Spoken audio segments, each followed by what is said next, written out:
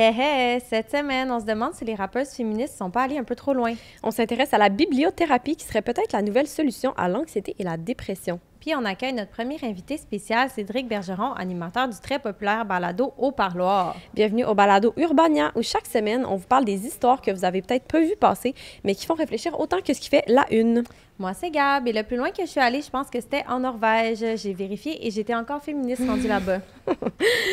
Moi, c'est Flo et je porte des bas du Maxi aujourd'hui. C'est pas un placement de produit, mais ça pourrait si jamais Maxi est à l'écoute. On est ouverte aux offres. Oui, on cherche un sponsor. Ouais. Ben, avant de commencer, on avait envie de vous lire un commentaire récolté sur YouTube parce que le balado est aussi diffusé sur YouTube en format vidéo au cas où vous ne saviez pas. Oui, et là, il y a Mike Blanchette, 6496, qui dit « Pitié, améliorez votre setup, ça se la joue faussement cool, mesdames. » Eh bien, merci, Mike. Est-ce que tu penses que c'est les sofas? C'est genre, qu'est-ce qui se passe? On est ouverte aux commentaires constructifs. Mais notre gestionnaire de communauté, Julien, a répondu, peux-tu nous dire qu'est-ce que tu voudrais améliorer? Et il a dit, je n'ai pas le temps. Ah, bon. Ouais. On a aussi c'est productif, ça. Angel Q5D2N, j'espère que j'ai dit ça dans le bon ordre, dit « Like si t'as le goût des passés. Thumbs up emoji. » C'est pas clair. Non, est-ce qu'il veut coucher avec nous, nous cancel ou nous tuer? Cancel. En tout cas, s'il pouvait préciser, ça serait super apprécié. Mais bref, tout ça pour dire qu'il n'hésitez pas à nous laisser des commentaires sur nos extraits TikTok, sur l'épisode du balado qui est en ligne sur YouTube. On vous lit pour de vrai, puis ça se peut qu'on mentionne vos commentaires pendant les épisodes si vous êtes chanceux. Je vais quand même préciser qu'on a eu aussi des commentaires positifs. Oui, oui. Juste ces commentaires-là, c'est juste que c'était drôle. On choisit ceux qui nous font rire. C'est ça. Donc, merci aussi aux gens qui laissent des commentaires positifs. Comme Voilà. c'était trop court, on vous lit aussi. Et cette semaine, c'est moi qui commence. Oui! J'y vais. Pendant les vacances de Noël, j'ai découvert une nouvelle artiste qui me fascine. Vas-y. C'est la rappeuse originaire de Londres, T. China, une artiste très connue sur TikTok, mais dont on parle encore très peu dans les médias traditionnels. Est-ce que tu la connais? Non.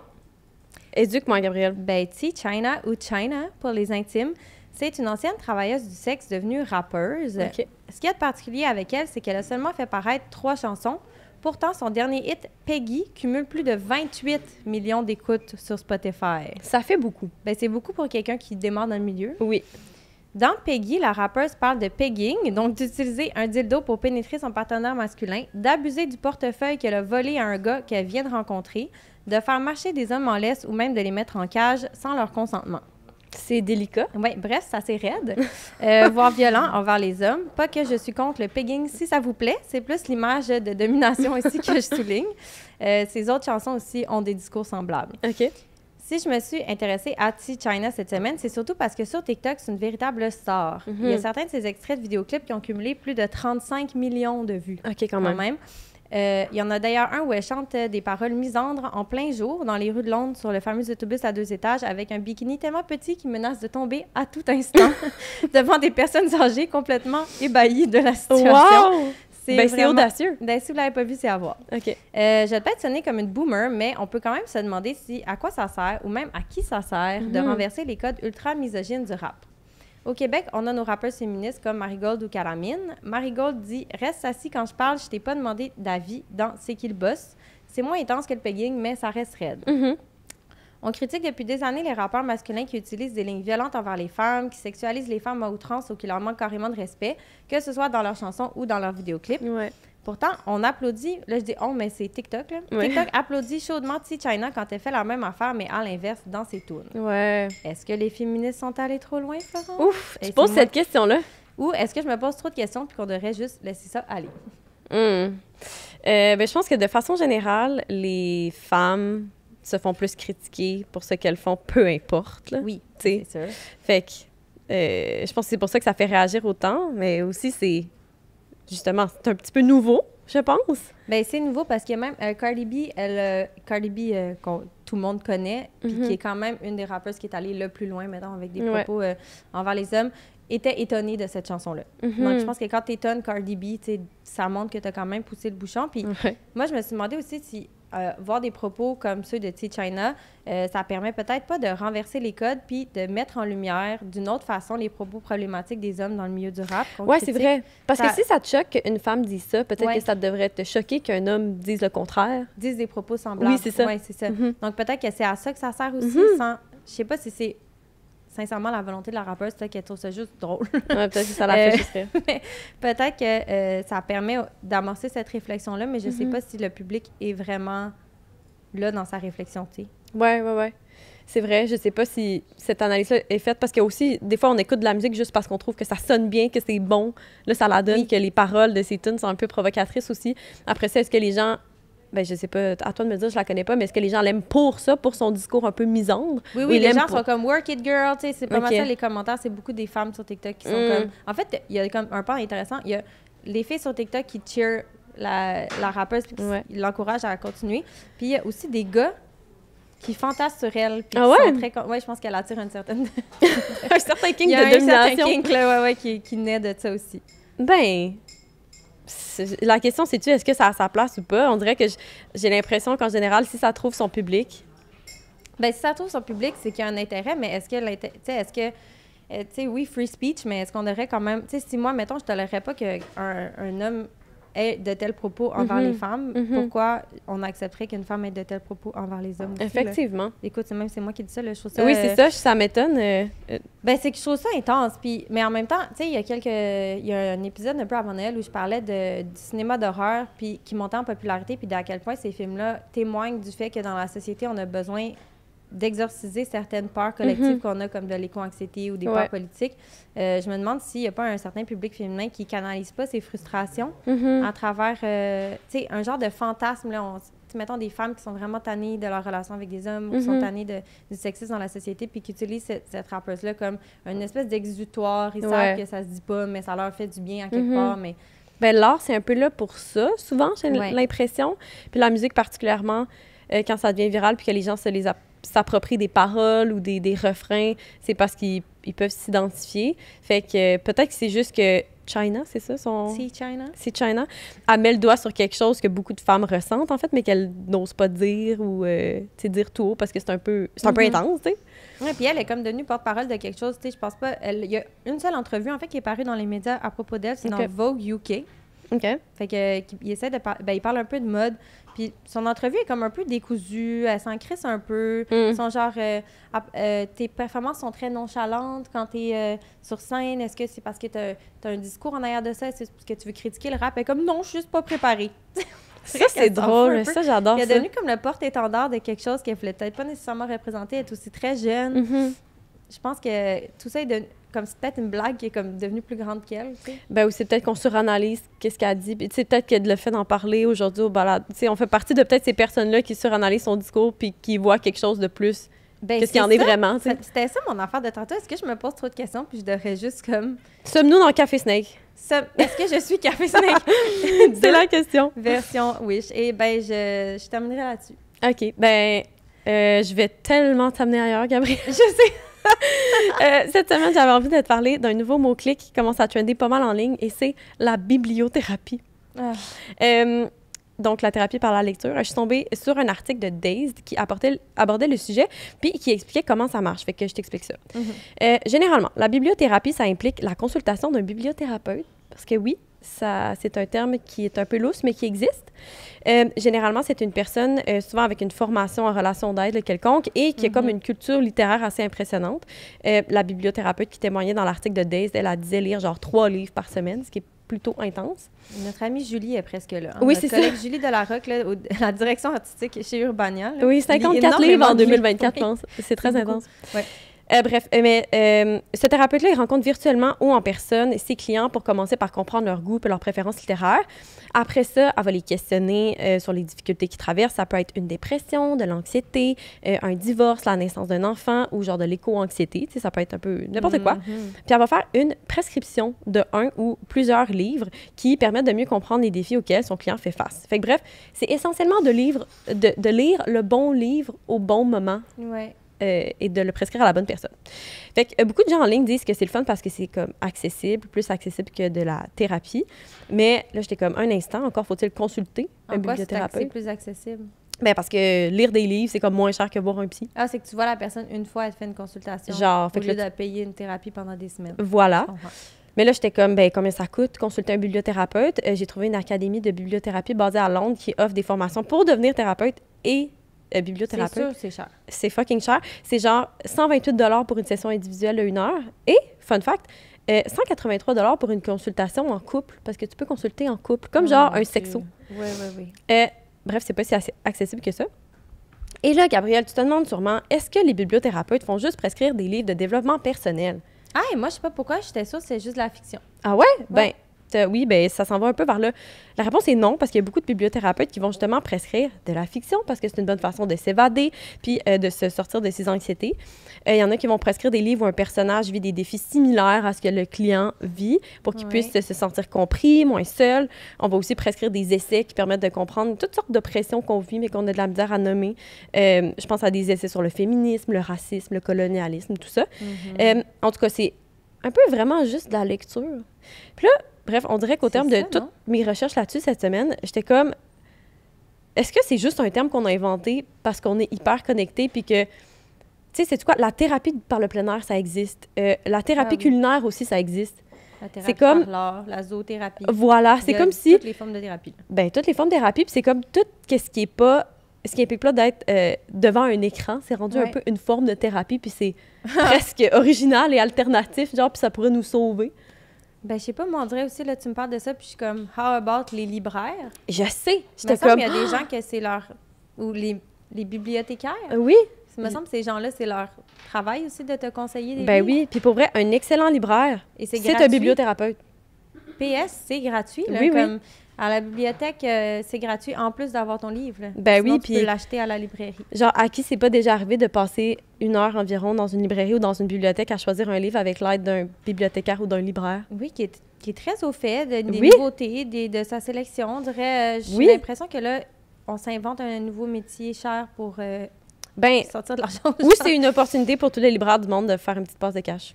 Parce que c'est très à la mode de lire. Je sais pas ce que tu en penses, mais j'ai l'impression que c'est très cool de lire en ce moment. Oui, c'est très cool de lire. C'est très bien vu, surtout sur les réseaux sociaux, mais c'est vrai qu'il y a aussi sur TikTok avec l'espèce de BookTok, là, tous les influenceurs de livres, qu'est-ce que j'ai lu cette année. On en voit beaucoup passer, mais on dirait, à chaque semaine, on se questionne aussi sur la thérapie. Là. J'ai l'impression que c'est vraiment un nouveau sujet, mais vraiment, est-ce nécessaire? Est-ce que ces gens-là sont-ils et elles réellement formés là, pour accompagner des gens? Je trouve qu'il y a beaucoup en relation d'aide. J'ai l'impression qu'aux États-Unis, c'est peut-être pire qu'ici, là, mais qu'il y a beaucoup de gens qui s'improvisent thérapeutes ou après avoir fait une formation de 5 heures. Là, il y a eu beaucoup de scandales avec c'est une industrie payante. BetterHelp. Là, oui. Des plateformes d'aide qui ne te mettent pas vraiment en relation avec des psychologues, mais qui te mettent plus en relation avec des thérapeutes, entre guillemets, qui sont plus ou moins en mesure de réellement t'aider si tu as des gros problèmes. Là. Ben oui, puis tu sais, est-ce que les psychologues et les personnes qui sont vraiment formées pour ça, qui ont fait de longues études, sont plus aptes à t'aider? Dans le sens, je trouve que c'est une question qui se pose. Genre, c'est une vraie science, là, c'est pas une science molle, genre la psychologie. Mais c'est drôle, moi, mon frère, il a étudié là-dedans, il a fait son bac, puis sa maîtrise là-dedans, puis à la fin de ses programmes d'études, il était comme, je crois plus à ça. À la psychothérapie? Ouais, il était genre, moi, je consulterais jamais un psychologue, puis quand j'y parle de ce dont je parle avec ma psy, il trouve ça un peu drôle, puis il rit un peu de moi, parce qu'il est comme, tu sais, Flo, comme il trouve ça pas très sérieux. Mais voyons donc. Ouais. Fait que bref. Intense. Mais en même temps, je crois à la thérapie par l'art. C'est vrai qu'un bon livre au bon moment pour t'aider, comme un bon film, une bonne chanson. Tu sais, tout le monde, on a toute une playlist qu'on met quand on est triste, là, mettons, puis qui nous aide, là, ou des chansons qui nous rappellent certains, genre break-up ou... Ben oui. Peu importe, là, c'est sûr que l'art peut aider, mais je sais pas si payer pour te faire donner un livre peut réellement t'aider. J'ai l'impression que c'est encore... Et c'est une crosse, la gang. Encore une fois, c'est peut-être une crosse. C'est peut-être un mot-clic qui sonne bien puis auquel tu as envie de t'identifier parce que c'est un peu cool de lire en ce moment. Puis, d'ailleurs, c'est intéressant, cette semaine, j'ai vu des contenus qui disaient que la nouvelle mode, un peu, ce qui faisait de toi une personne spéciale aujourd'hui, c'était peut-être d'être déconnecté, genre. Puis tu sais, les gens qui n'ont pas d'Instagram ou les gens qui lisent beaucoup. Tout le monde qui quitte Instagram, Facebook en ce moment. Là. Ouais. Là, c'est comme, je suis spéciale parce que je n'ai pas de TikTok. Mais t'as-tu un livre? J'ai goût de te... Est-ce qu'on peut finir là-dessus? Genre, t'as-tu un livre, toi, que t'as lu un moment donné dans ta vie puis qui t'a été d'une grande aide? Pas un livre de développement personnel, là. Ça, on sait que ça t'aide, tu sais. Ouais. Ben, une œuvre de fiction. Tu vois, moi, j'ai beaucoup l'impression qu'il faut que je performe mes moments de lecture parce que j'ai l'impression qu'il faut que je sois productive tout le temps. Fait que quand je lis, j'ai l'impression qu'il faut que ça me serve à quelque chose. Fait que j'aime beaucoup lire des essais parce que ça me fait sentir plus intelligente après. Je comprends. Et là, récemment, j'ai aucune mémoire pour les livres que je lis. Je les oublie très rapidement. Mais là, dernièrement, j'ai lu l'essai sur la culpabilisation de Mona Chollet que j'ai trouvé très intéressant puis qui m'a vraiment aidé dans des moments du quotidien très récents où est-ce que, genre, j'étais fatiguée, j'avais envie de me reposer puis je me sentais mal de le faire. Puis là, je repensais un peu à ce qu'elle disait dans le livre puis on dirait que ça m'apaisait puis que ça me faisait déculpabiliser de me reposer, tu sais. Fait que ça, c'est une lecture récente qui m'a marquée. Je comprends. Toi? J'ai beaucoup lu, là, mais je pense que mes livres préférés dans les dernières années, ça a été beaucoup ceux de Dominique Fortier. Tu vois-tu qu'est-ce qu'elle fait? Non. Elle mélange un peu de l'autofiction, ou des récits intimes, puis des récits historiques qui sont très recherchés. OK. Mais elle a beaucoup parlé de sa maternité dans ses derniers romans, puis c'est d'une manière qui m'a beaucoup rejoint. Ben, bibliothérapie moche, là. Ben, regarde, est-ce que j'ai besoin de payer 130 pour ça? Non. Non, Je n'ai c'est un pas cross. besoin. Allez au libraire de votre quartier. Et ça, on conclut là-dessus. On va conclure là-dessus. Puis cette semaine, on commence une nouvelle affaire. À tous les mois, pour faire changement, on va inviter quelqu'un de l'extérieur de la salle des rédacs d'Urbania pour notre portion entrevue de l'épisode. Et cette semaine, on part ça en grand avec Cédric Bergeron. Oui, l'animateur du balado Au Parloir qui accueille toutes sortes de personnes qui ont flirté avec la criminalité pour discuter de leur parcours et de leur réinsertion sociale après la prison. Cédric vient de se joindre à nous dans les divans. Hello. Peux-tu faire un petit... Oui. Oui. Je reçois des gens qui ont été touchés de près ou de loin par l'univers carcéral. Important. C'est-à-dire que je ne reçois pas que des gens qui ont fait de la prison. Je peux recevoir des vrai. gens qui travaillent dans le milieu. J'ai reçu un père dont le fils est en prison. Tu sais, fait que Ouais. je vais un petit peu plus large. Puis des fois, même, je déroge un petit peu. Entre autres, tu sais, j'ai déjà reçu Étienne Boulay qui n'a rien à voir avec l'univers carcéral. Fait que, on va aussi dans les dépendances, ces trucs-là. Dernièrement, Hugo Girard, qui est un ancien policier, puis qui a aussi fait une émission où il s'est promené dans les ghettos les plus roughs des États-Unis aussi. Fait que je reste un peu près de cet univers-là, mais c'est un petit peu plus large. On On est pourrait là. dire l'univers des bombes. Est-ce que c'est exact? Ben oui, non, j'aime bien dire de toucher de près ou de loin par Ok. l'univers carcéral. Tu sais, Parfait. fait que c'est comme ça s'englobe tellement plus d'affaires. C'est vrai. En tout cas, nous autres, on t'a beaucoup écouté dans les dernières semaines parce qu'on aime ton balado puis pour se préparer à cette entrevue. Puis on trouve ça vraiment intéressant parce qu'on trouve que c'est vraiment un espace où des personnes qui n'ont pas de voix tant que ça dans la société d'habitude peuvent parler de leur insertion puis de leur expérience. Fait que on aime beaucoup ton balado. On est super Ben contents que merci. tu sois là. Puis, tu sais, c'est un peu ça le but aussi, c'est de démystifier. Moi, comme je dis un peu aux gens, c'est tout le monde sait c'est quoi la prison, tout le monde connaît la prison, mais Ouais. personne ne sait vraiment ce que c'est, qui sont les gens qui sont là. Il se passe quoi, c'est qui ces gens-là avant, pendant puis après aussi, tu sais. Fait que c'est vraiment ça que moi je veux démystifier puis vraiment mettre l'emphase sur la réinsertion puis la réhabilitation. Tu sais, démontrer qu'un geste ne te définit pas pour le restant de tes jours, tu sais. Peu importe la personne que tu as été, ça t'empêche pas de devenir quelqu'un de bien ou quelqu'un de meilleur après, tu sais. Peu importe ce que tu as vécu dans ta vie. Puis j'ai même des gens qui travaillent dans le milieu, des intervenants souvent qui m'écrivent en me disant que mon podcast les aide à voir leur travail d'une façon différente, à voir leur clientèle d'un autre angle aussi, tu sais. Parce que, tu sais, les gens, eux, ils ont un dossier, mais ils ont le dossier des méfaits de la personne, ils n'ont pas le vécu de la personne, tu sais. Ouais. Fait que maintenant, ça leur permet de peut-être poser plus de questions sur t'es qui, t'es pas juste un dossier avec des actes criminels. Tu sais, ces actes-là découlent de quoi avant, tout ça. Fait que... Ben oui, ça humanise plein d'affaires, les conversations que vous avez. Puis nous, c'est ça qu'on se demandait un peu. Toi, ça te vient d'où cet intérêt-là? Puis c'est quoi, en fait, ton rapport à la criminalité? Ben, tu sais, je viens d'un coin rough à la base. J'ai grandi à Ville-le-Moine, qui est aujourd'hui une agglomération de Longueuil, qui est considérée comme le vieux Longueuil. OK. Dans des blocs appartements, pas HLM, mais tu sais, pas cher, dans des coins assez... tu sais, moi, j'ai une famille dont les parents étaient très jeunes. Rapidement, moi, à l'âge de 21 ans, mon père avait la charge de 3 enfants, tu sais. Puis c'est ça, ben, tu sais, la consommation, puis les conneries, puis la vente de stupéfiants sont rapidement rentrées dans ma vie.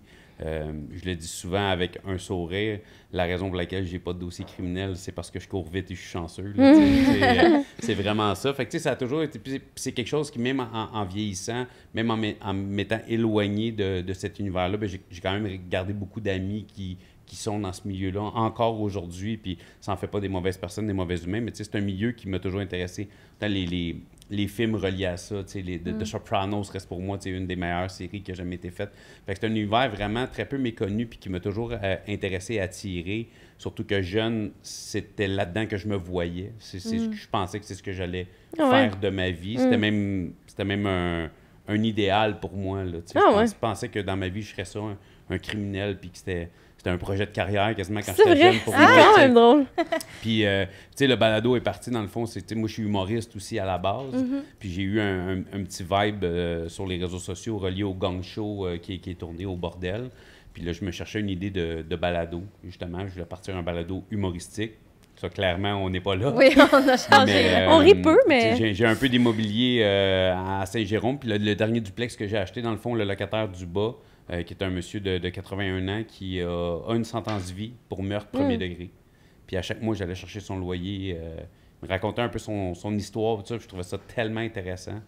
Puis de là, est déclenché l'idée de « Hey, tu viendrais-tu raconter ton histoire devant une caméra puis un micro? » Il a dit oui, ça a été mon premier invité. C'est vrai. Ça a parti comme ça. Dans ma tête, j'allais faire peut-être une dizaine d'épisodes sur l'univers carcéral. Je vais aller chercher un peu de monde, puis je partirai quelque chose d'humoristique. Puis ça a pris rapidement une ampleur plus grosse que ce à quoi je m'attendais. Mais c'est pas que ça, c'est surtout le côté, les messages que j'ai commencé à recevoir. De l'impact que mon podcast avait sur les gens, que ça inspirait des gens à décrocher de substances, à se réaligner.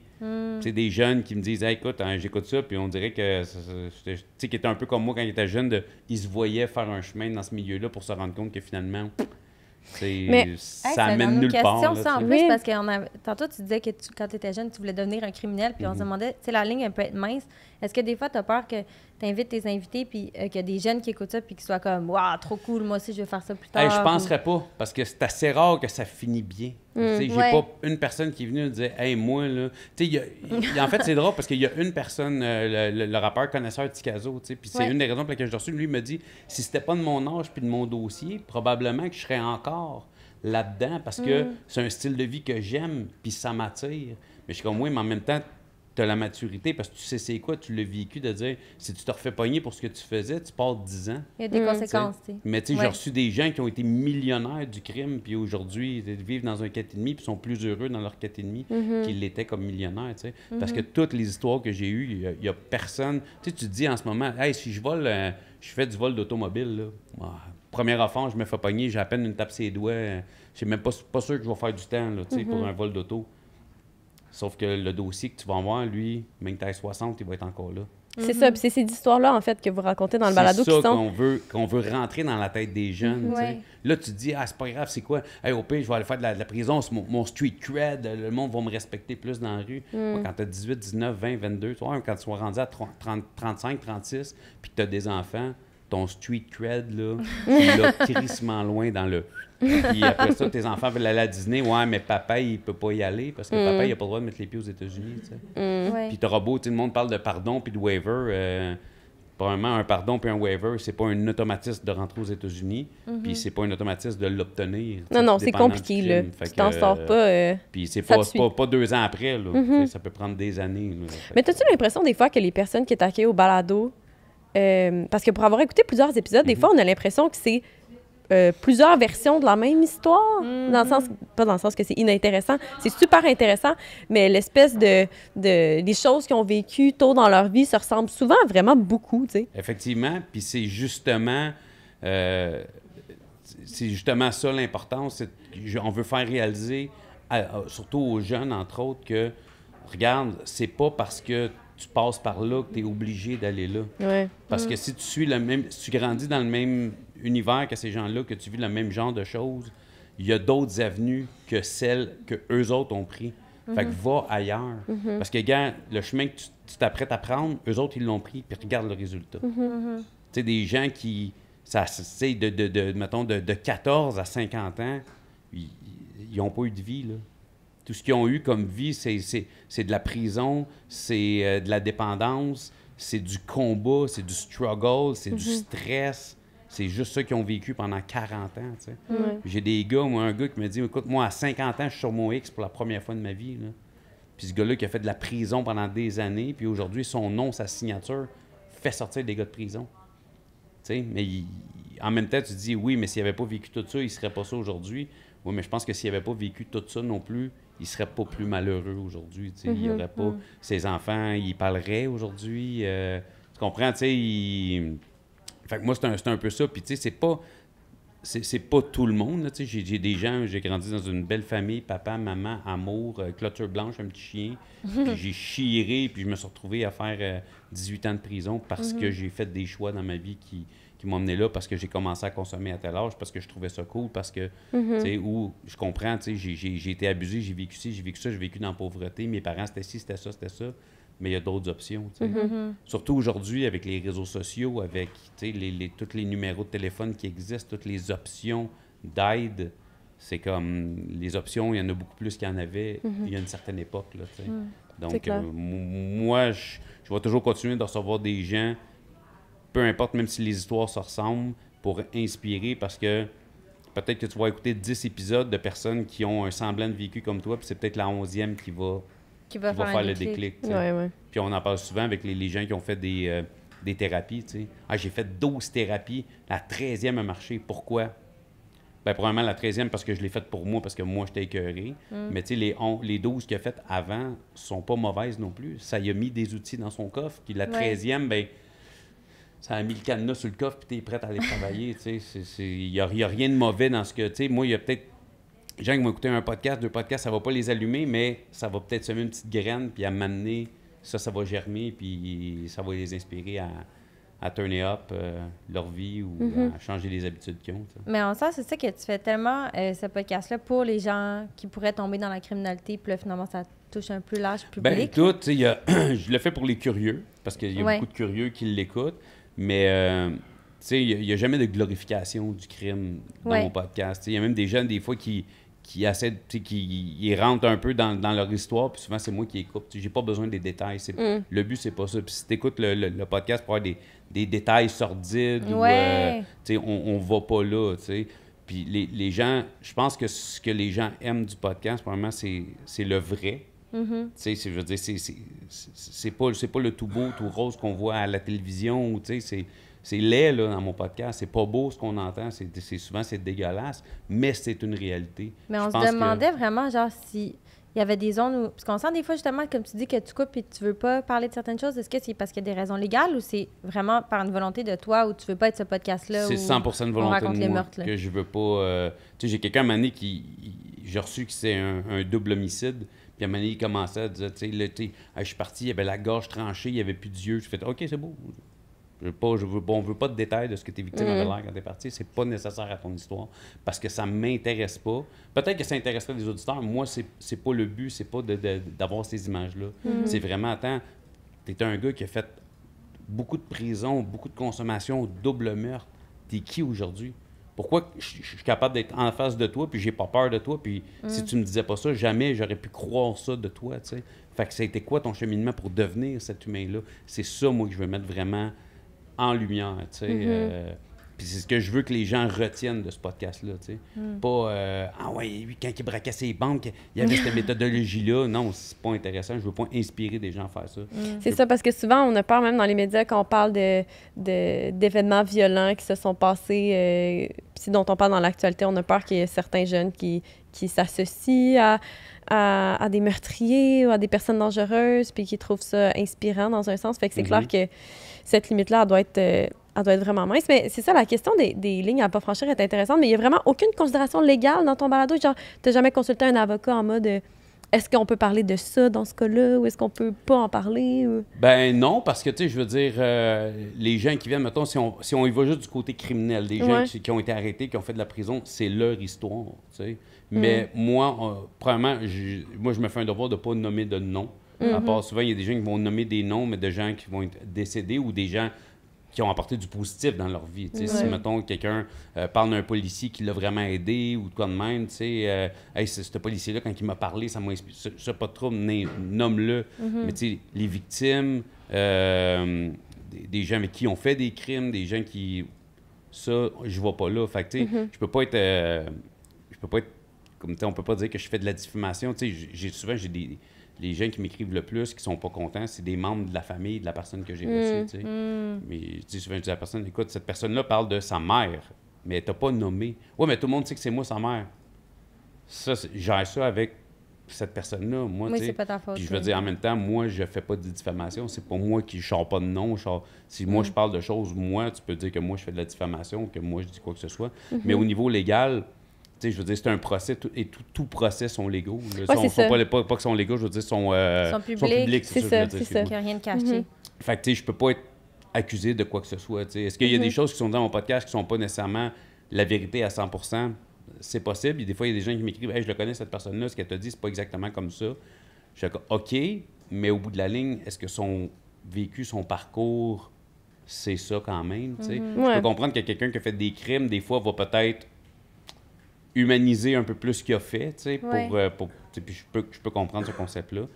Tu sais, ça m'est déjà arrivé de carrément enlever un épisode, entre autres dernièrement, parce que là, j'ai reçu près d'une centaine de messages m'expliquant que la personne, son vécu est vrai, mais le crime principal que la personne a commis, dans le fond, elle aurait menti sur sa victime. Encore là, je ne peux pas savoir parce que c'est une personne qui était mineure.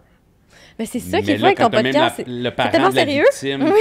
Le parent de la victime t'écrit en disant merci de l'avoir retiré, mais que la personne qui est venue à mon podcast me dit ben non, c'est une autre personne qu'eux autres parlent, mais j'ai pas la vérité, j'étais trop touché, fait que j'ai décidé de le retirer. Puis comme j'ai dit, tu sais, si j'ai bien fait de le retirer parce que c'était effectivement pas le cas, mais cette personne-là m'avait parlé du vrai crime qu'elle a commis, même s'il est beaucoup plus rough que ce qu'elle m'a raconté pendant le podcast, je l'aurais quand même gardé parce que c'est ton histoire, tu sais, sans nommer ta victime. Mais là, tu me parles d'une autre victime. La victime, tu me parles, c'est pas nécessairement elle. Fait que je fais comme ça, non. Ça, j'enlève, tu sais, parce que j'avais vraiment un doute. S'il y a 2-3 personnes qui m'écrivent des trucs, là, je fais comme, je te connais pas toi, la personne qui vient dans mon podcast, je la connais pas plus personnellement, fait pourquoi je croirais plus une que l'autre à m'amener... Puis là, toi, t'es-tu tout seul ou t'as une équipe, genre, dans la production du balado? Dans la production du balado, je suis me, myself and I. J'ai Tu un allumes monteur. ta propre caméra, puis tu mets ton En fait, propre non, micro. moi, je loue un studio dans le fond. Ouais. Donc, le studio, c'est les studios, bien entendu. Ouais. Puis moi, je loue, je paye à l'heure. Il y a un tech qui est là, qui fait un montage en multicam, là, tu sais, quand moi je parle. Ouais. Tu sais, un caméra 1, 2, 3, tu sais... puis j'ai un monteur qui s'occupe de mon matériel au complet. Fait que mettons qu'il y a Tous mes reels, mes épisodes et tout ça. Puis j'ai eu une collaboratrice adjointe qui m'aide avec la gestion de tout ça, parce qu'à la manée, j'y arrivais plus. Là. Fait que la décision de genre, si t'enlèves une vidéo, si tu la gardes, c'est vraiment la tienne. Ah, ça, c'est 100%. Okay. C'est moi qui décide. J'ai main mise à 100% Okay. sur qu'est-ce qui sort. Tu sais, souvent, comme les extraits qui vont sortir, j'ai mon monteur, il a carte blanche. Tu sais, mais sauf que si je regarde un extrait qu'il a fait puis il me plaît pas, on l'enlève. Là, tu sais, si je dis tu coupes ça, il me pose pas de questions, il m'ostine pas, il n'y a personne. Les gens avec qui je travaille, ils travaillent avec et pour moi. Donc, il n'y a pas de producteur, il n'y a pas de réalisateur, c'est toi le boss. Fait que c'est moi qui ai la décision finale sur tout. Est-ce qu'on prend ce commanditaire-là? Oui, non, c'est moi qui décide au bout de la ligne. Là, Tu peur des fois, tu parlais justement de criminels. Est-ce que des fois tu as peur, là, tu parlais justement de cet épisode-là que tu as dû retirer. T'as-tu peur que des fois quelqu'un retombe dans la criminalité puis que ça se retourne contre toi? Ou est-ce que tu as pensé à ce cas de figure-là qui pourrait arriver? J'y ai pensé à 100% parce que c'est arrivé. Donc, je ne vais pas nommer de nom, là, mais moi, je l'ai su par prémisse qu'il y a, c'est arrivé en fait plus d'une fois qu'une personne qui est passée à mon podcast, qui était encore, mettons, en libération conditionnelle, a été remontée pour bris de condition, des trucs comme ça. J'entends des trucs, j'ai pas confirmation non plus, parce que là, je fais pas un suivi avec tout le monde. Là, on approche les 90 épisodes, fait que je fais pas un suivi psychologique dans la vie. Il y a certains invités de qui je suis resté plus proche que d'autres, mais tu sais, moi, j'ai dans l'optique que quand la personne est venue sur mon podcast, ce qu'elle a dit, c'est ce qu'elle vivait à ce moment-là. Donc, son passé était son passé, son présent est son présent. Puis quand je leur demande de parler de qu'est-ce qui va dans l'avenir, bien, c'était l'idée qu'ils avaient, c'était le but qu'ils avaient.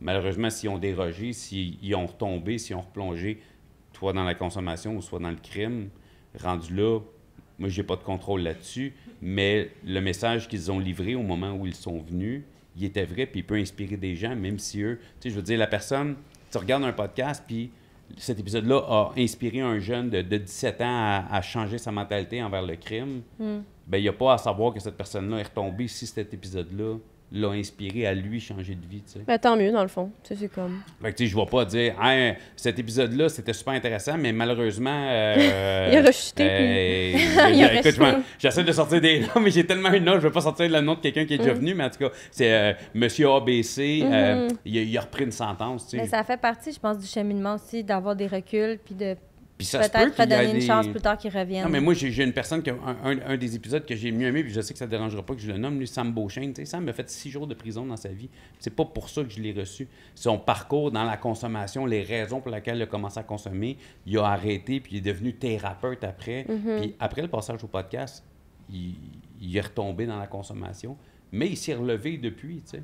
Fait qu'une embûche, mais il a repris... Mais ça aussi, ça peut être inspirant, je pense, pour les ça gens. arrive, tu sais, sauf que je ne vais pas l'écrire. Hey, depuis le podcast, Sam est tombé. Puis, tu sais, parce que c'est pas le but, puis je fais pas ces suivis-là. Mais si quelqu'un m'écrit, hey, tu sais, t'as reçu Sam, puis Sam, j'ai vu qu'il était retombé. Ben écoute, je suis désolé, je vais même écrire à Sam pour savoir comment est-ce qu'il va, puis tout ça. Mais en même temps, l'épisode, quand il est venu, il est bon, il est fort, il est inspirant, donc je ne vais pas le retirer pour ça. Là, je suis comme au moment, tu sais, je veux dire, moi, je suis comme un peu. Je vais te mettre en exemple les filles de Caleb quand ils ont enlevé des scènes parce qu'il y avait un blackface dans quelque chose qui était tourné au début des années 90. Mais moi, je ne l'aurais pas enlevé parce que ça a été tourné, ça vient de cette époque-là. Fait moi, je me dis, ben mon balado, cet épisode-là, à cette époque-là, c'était ça. Donc, je ne vais pas le retirer parce que le futur a changé. Fait que moi, j'étais un peu dans ce vibe-là, dans cette mentalité-là. Mais donc, fait que toi, Cédric, t'es humoriste. On arrive déjà base, comme à la fin de notre entrevue, mais on se demandait pour la suite des choses, comment tu vois ça? Est-ce que tu as envie de... Parce que là, tu as fait quoi? Presque une centaine d'entrevues, tu disais? On touche les 90. Je dois pas être loin de début 90, d'après moi. Là. Est-ce que tu as envie de poursuivre avec ton projet de balado? As-tu envie de faire de la scène, plus du stand-up? Écoute, je suis... tu parlais d'une équipe. C'est un peu la raison pour laquelle je me suis... j'étais allé chercher de l'aide parce que là, à m'amener le balado, moi, depuis la fin de l'été, fin juillet, début août, j'ai tout lâché ce que je faisais à côté. J'avais un day job, ce qu'on peut appeler régulier, 40 heures semaine, que j'ai laissé tomber parce que, là, justement, j'étais en train de me brûler avec l'humour, le podcast, ma job et l'immobilier, parce que je suis dans l'immobilier aussi un petit peu. Fait que ça n'avait plus de sens. Fait que là, j'ai tiré la plug là-dessus, puis je me rendais compte que plus, le podcast prend de l'ampleur. Ça fonctionne bien, là, très bien, là, je m'en plains pas, loin de là. Mais le fait d'aller chercher de l'aide, justement, me laisse un peu plus de temps pour me concentrer sur le stand-up, qui est une passion vraiment. Puis c'est le but, c'est... Moi, je continue. Je suis un gars go with the flow. Moi, je me dis, le podcast, tant qu'il y a des gens qui vont être intéressés à l'écouter, que je vais moi-même y trouver quelque chose et que je vais avoir des gens qui vont vouloir venir raconter ce qu'ils ont vécu pour inspirer. Puis tu sais, moi, c'est une des premières questions que je pose aux gens. Pourquoi tu veux venir faire mon podcast? Parce qu'il y a des épisodes que j'ai tournés que j'ai pas sortis parce que je sentais pas que la raison pour que les gens venaient pas pour la bonne raison. Tu sais. Fait que moi, c'est une des premières questions que je pose. Pourquoi tu veux venir le faire? Parce que je veux éviter qu'il y ait du monde qui passe par mon chemin, parce que je veux inspirer des gens, parce que moi, ça va me faire du bien, ça va faire partie de mon cheminement de spread at large mon vécu. Parfait. Fait que tant que je vais avoir des gens qui vont être prêts à partager ça, que moi, ça va continuer à apporter quelque chose, puis qu'il y a des gens que ça va intéresser, ce podcast-là va durer parce que maintenant, j'ai juste le plaisir de le faire. J'ai plus toute la tâche de « faut que je poste sur Instagram à telle heure », puis ça, puis faire des thumbnails, puis faire des commentaires, puis gérer des commanditaires, tout ça. Ça, c'est le côté que je détestais. C'est pour ça maintenant que j'ai engagé quelqu'un pour gérer ça à ma place. Puis là, ben, je peux me concentrer sur le stand-up aussi, qui est un plaisir. Puis moi, j'ai toujours voulu faire de l'humour pour le fun. Fait que je suis pas obligé de faire des shows pour payer mon loyer. Puis est-ce que tu penses qu'on peut rire de la criminalité? Est-ce que tu parlerais de criminalité j'en parle. En stand-up? J'en parle, même avant le balado.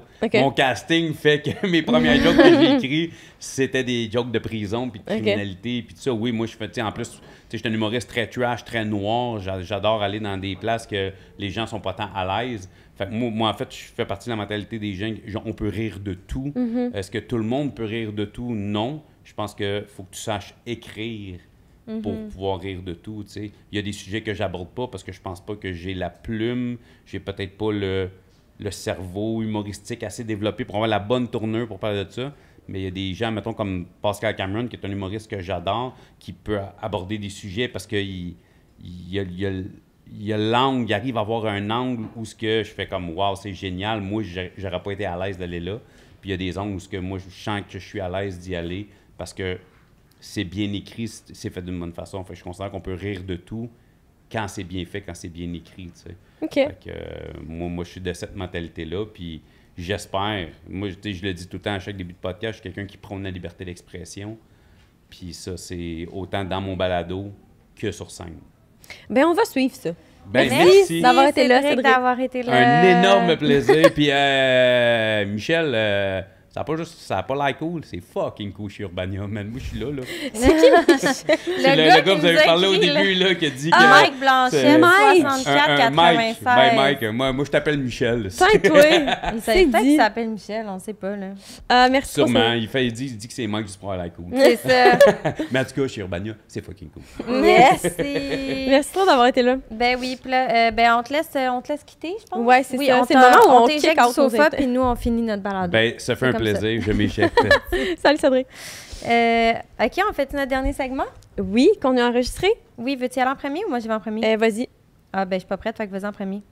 Tu me prends de court. OK, mon contenu enregistré cette semaine. C'est une dame d'une 60aine d'années qui se fait intercepter dans sa résidence et qui se fait poser la question suivante. Excusez-moi, madame, qu'est-ce que vous écoutez? 360 Charlie XCX. Yeah, 360.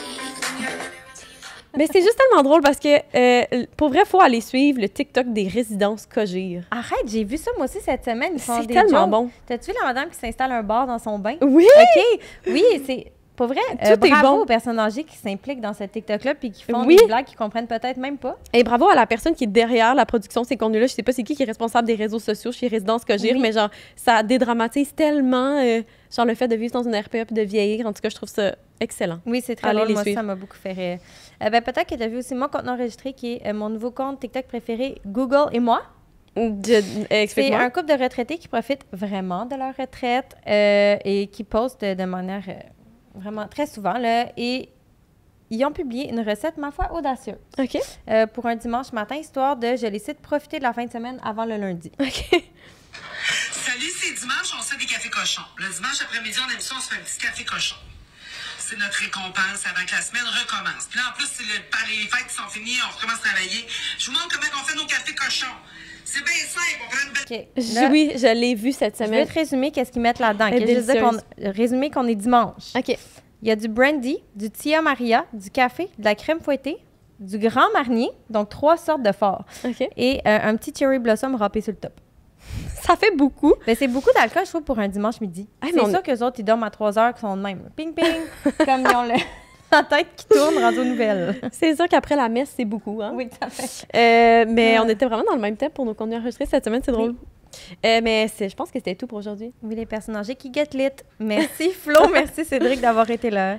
Si vous avez aimé ça, vous savez quoi faire. Likez, partagez, abonnez-vous pour jamais rater un épisode. Et puis pour plus de conversations éclairantes, d'histoires surprenantes et de rencontres extraordinaires, abonnez-vous au Micro-Mag d'Urbania. C'était Flo et Gab et Flo. On vous retrouve la semaine prochaine. Bye!